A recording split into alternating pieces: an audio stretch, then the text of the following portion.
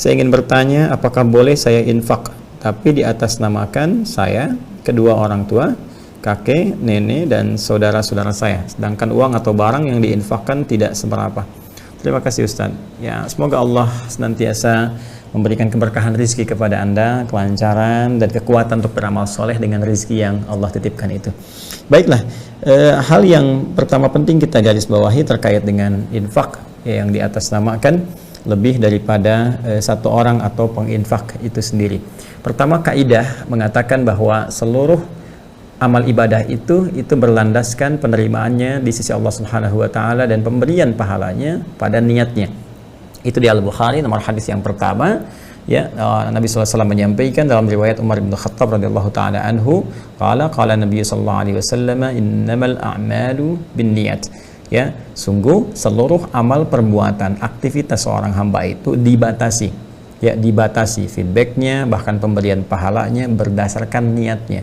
Jadi kembali kepada niat kita masing-masing. Bahkan niat ini yang menentukan sesuatu menjadi ibadah atau tidak. Ingat baik-baik. Ya, misal saya ingin minum misalnya. Ya, ketika minum saya niatkan karena Allah untuk memberikan kekuatan untuk beribadah. Ya, maka saya tunjukkan misalnya dengan mengucapkan nama Allah saat akan meminumnya. Bismillahirrahmanirrahim. Atau bismillah misalnya. Saya minum itu, maka aktivitas minum ini itu beralih menjadi ibadah, punya nilai ya di sisi Allah Subhanahu wa taala, dituliskan pahalanya. Dan feedbacknya dalam kehidupan dunia diberkahi minuman itu sehingga memberikan manfaat kepada kita. Mudah nanti membangun kekuatan untuk menunaikan sholat, untuk baca Al-Quran dan sebagainya. Ya, kalau saya hanya sekedar minum saja, tidak saya niatkan apapun untuk kepentingan ibadah, maka fungsi minuman itu hanya ada menjadi fungsi duniawi semata, yaitu menghilangkan haus. Minum selesai, haus hilang. Ya, itu diantaranya. Jadi bisa menunjukkan dan membedakan satu aktivitas ibadah dengan yang bukan ibadah, atau membedakan ibadah satu dengan ibadah yang lainnya.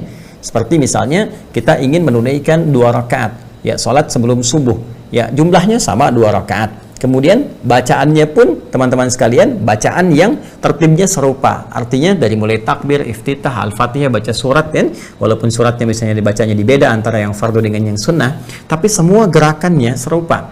Ya, sama jumlah rakaatnya. Yang membedakan apa? Niatnya. Ketika saya niatkan qabliyah, maka menjadi sunnah. Ketika saya niatkan fardu, maka menjadi salat yang wajibnya, yang subuhnya. Jadi untuk membedakan satu ibadah dengan ibadah yang lainnya terletak kepada apa? Niatnya. Plus yang ketiga juga bisa menjadi penentu pemberian pahala berlaku atau tidak. Ya, ketika diniatkan itu jadi ibadah, tapi ada unsur misalnya riyanya. Ya, karena ingin dilihat oleh orang lain. Infak misalnya, masukkan tapi hanya ingin dilihat orang. Ya, dia coba pamer, dia pamerkan misalnya kesempatan salat Jumat, datang kotak infak, lalu dia sampaikan begini-begini, dia masukkan misalnya nih, ya, 100.000 dia masukkan. Nah, itu walaupun terlihat seperti ibadah, tapi karena riya ada di situ, maka tidak mendapatkan bagian dari pahalanya. Nah, pahala yang diberikan ini teman-teman sekalian dan menjadi ibadah itu kembali kepada niat. Sedangkan saat kita meniatkan, menunjukkan ibadah itu dilakukan karena Allah Subhanahu wa taala, ini yang menjadi dasar persoalannya. Apakah boleh kemudian itu diniatkan di atas namakan lebih daripada satu orang dari yang berbuat juga menyertakan orang-orang lain di sekitarannya. Maka kita bisa ambil contoh boleh dan tidaknya ini kembali kepada keterangan Al-Qur'an dan praktek yang dicontohkan oleh Nabi sallallahu alaihi wasallam, apakah langsung pada aspek ibadahnya atau ada ibadah lain yang identik dengannya dan bisa dikiaskan. Di antaranya kita bisa temukan dalam perbuatan Nabi sallallahu alaihi wasallam. Misalnya kita ambil contoh dalam perbuatan kurbannya Nabi sallallahu alaihi wasallam. Ya, ada di Abu Daud nomor hadis 2810. Ya, ketika Nabi saat akan menyembelih itu mengatakan, Allahumma hadza anni wa amman lam yudahhi min ummati. Atau kadang beliau berkata, Allahumma taqabbal hadza min Muhammad wa ali Muhammad wa ummat Muhammad sallallahu alaihi wasallam. Ya, beliau menyampaikan, ya Allah, mohon terima ini kurban dari saya. Ya, dan juga dari umatku yang belum sempat berkurban, yang tidak punya kemampuan berkurban. Ya, atau kadang-kala beliau mengatakan, ya Allah, mohon terima ini kurban dari saya, dari keluarga besar saya Muhammad sallallahu alaihi wasallam, dan dari umatku yang tidak punya kemampuan untuk berkurban. Jadi Nabi berkorban dengan satu atau beberapa hewan tertentu, ya, tapi di atas namakan bukan hanya untuk dirinya saja. Ya, tapi juga untuk keluarga besarnya, juga untuk umatnya yang belum sempat berkorban, ya, selama hidupnya disertakan di situ.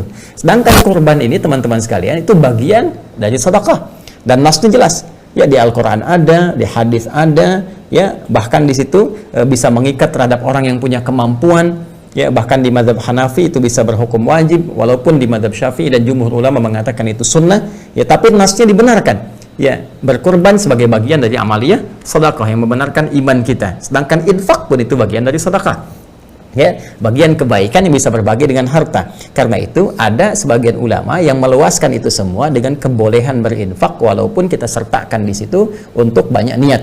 Ya, dalam arti melibatkan banyak orang. Karena itu ada di sini pendapat-pendapat ulama yang mengambil pada perbuatan tadi atau bahkan pada sabda Nabi Shallallahu Alaihi Wasallam, keterangan Nabi Sallallahu Alaihi Wasallam yang membolehkan seseorang kemudian berinfak atau bahkan berkurban, ya, berkurban yang diatasnamakan untuk orang tua yang telah wafat atau saudara yang telah tiada. Maka dari sini secara ringan bisa kita katakan bahwa boleh saja ada seseorang yang berinfak kemudian diatasnamakan bagi orang lain atau menyertakan orang lain, termasuk mungkin boleh jadi orang yang telah tiada yang tidak bersamanya saat ini.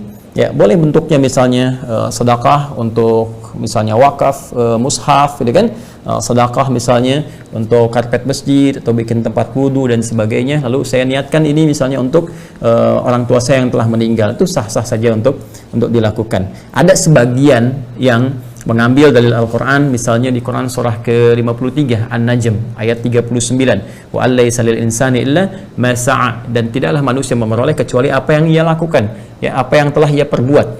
Maksudnya ya pahalanya masing-masing, gitu kan.